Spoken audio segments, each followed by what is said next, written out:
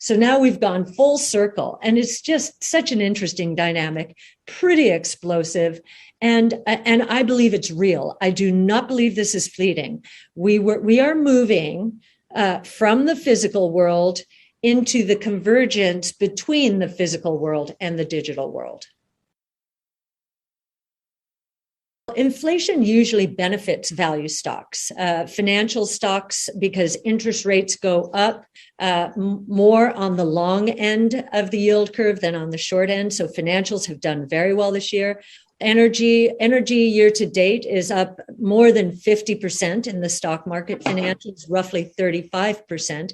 Both of those benefit from higher inflation. A lot of commodities, for example, are in value indices. And so that just tells me that many people in the stock market do believe that inflation is going to be sustained. We do not. And there actually is in the stock market itself, within the stock market itself, there is some equivocation, because the top two sectors are energy and financials this year, but then we have defensives as the next two best performing. And so there's a little bit of uncertainty about whether this inflation is going to be sustained. Oil prices are up, and they might be coming down a little bit right now. But if you look at demand statistics, we are not back to the old highs in demand, and we would be surprised if we get there very soon. We think there's a lot of demand destruction, and especially now that electric vehicles are gaining a lot of share, we think that demand destruction is going to accelerate going forward. Supply is the issue here. You've got ESG strategies, basically pension funds and others, saying to corporations, I can't invest in your company if you keep spending on fossil fuels and not on renewables. And so we are seeing supplies being held back, not only by that phenomenon, but also by OPEC, which is something I don't understand, because they don't want demand destruction. So as I described before, Bitcoin as the first private rules-based monetary system, when you flip over into the NFT world and non-fungible tokens generally, the way to understand it or to set it up is this is the first global, and global is a very important word, because these opportunities are scaling globally automatically because it's digital, right? First global, private, rules-based property system. The important thing here is digital ownership. Property rights in the physical world, if you listen to Thomas Sowell and others who have done this work in economics, property rights are one of the most important developments in order for society to exist, capitalistic society to exist. Nice rules, regulations, laws. The same thing is true in the digital world. And those of us who, aren't gamers, for example, have found it difficult to say, wait a minute, I could just copy that. Well, in the digital world, no, you can't. The ownership is verifiable. And what's happening, it's shocking to me, because when we went through 08, 09, the debacle, I remember I had a gold watch, for example. It was like a bracelet with a gold watch. But after 0809, I just took it off. I said, that is ostentatious. And, what's happening is real status is developing in the digital world as well. What you own is a big part of your identity. And the NFT world is verifiable, and the platforms guaranteeing verifiability are going to, we believe, scale quite significantly. I was just talking to our research team about NFTs and what's happening because of NFTs. If you want to think about it in a little bit more of a macro way, a lot of millennials and Gen Zers are foregoing physical consumption for what we would call, or what would be characterized in the economics world as investment. or savings, and savings equals investment. But that's not how they're thinking about it. They're looking at as both consumption and investment. And they're being paid handsomely for saving in this way. And as they pull $100,000 after a few months out of an NFT, they actually do a little splurging on these status symbols. So now we've gone full circle, and it's just such an interesting dynamic, pretty explosive. And I believe it's real. I do not believe this is fleeting. We are moving from the physical world into the convergence between the physical world and the digital world. Before we continue, help us clicking that YouTube like button and subscribe now to our channel. This shows the algorithm that you valued this information. And it helps us spread that message. Sharing is caring. And now, let's continue. Well, somebody's shopping because retail sales have been very good. Yes. Well, they have taken some of the gains and redeployed them, especially now that the shelves are not as bare. I want to ask you, since we have an audience of students today, what will the future look like for them? What are some of the key industries that they can expect to thrive, and which industries that they are so familiar with will disappear? Sure. And I think both those questions are critically important for students and others to consider, because what's going to happen is not only are the 5 innovation platforms, and I'll name them again in a minute, not only are they going to scale exponentially during the next 5 to 10 years, but there's going to be a convergence between and among these platforms that is going to cause one S curve to feed another S curve to feed another. So explosive growth. I think growth on the order of something we've never seen before. So the 5 platforms are DNA sequencing. So the genomics revolution, anything around genomics. If you're interested in healthcare, become a geneticist.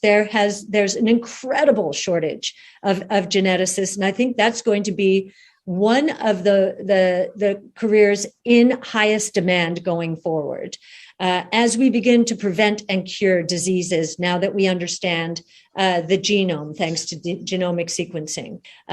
Robotics. Now, many people get concerned, wait a minute, robots and artificial intelligence are going to wipe out all the jobs.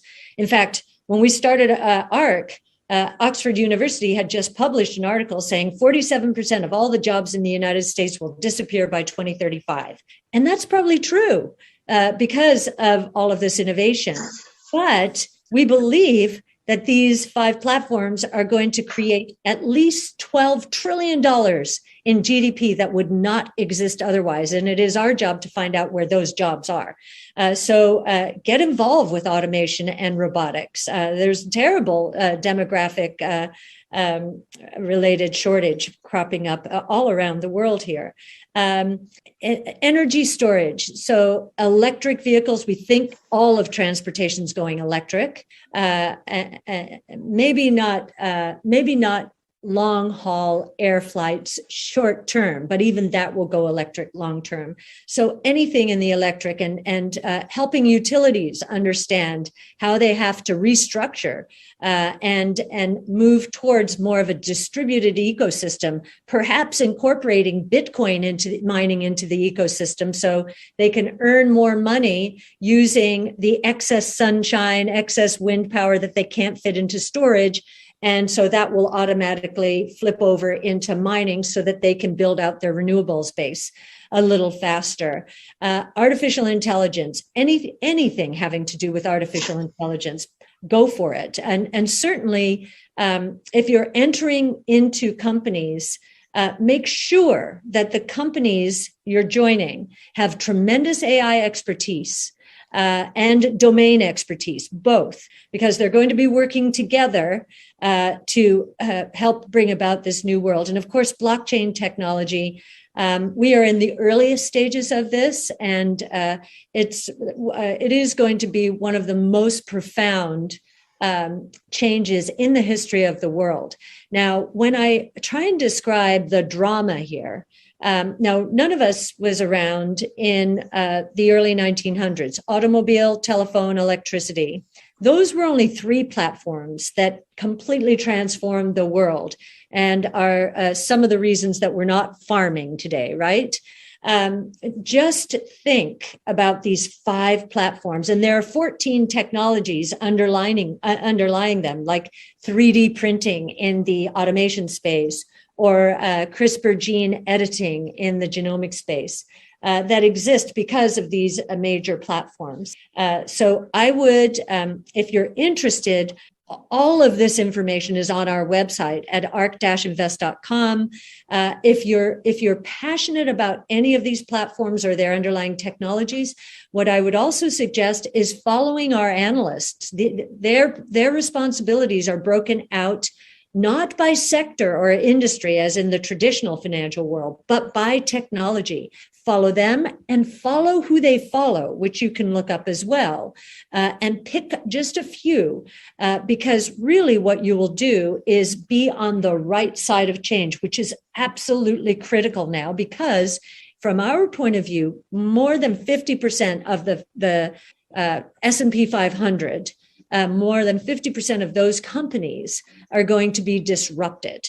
And they're in harm's way, whether it's energy, traditional financial services, retail. We've only begun the disruption there, believe it or not. Anything auto or transportation related in the traditional world, be careful. And anything, I think I might have mentioned this already, in the energy world.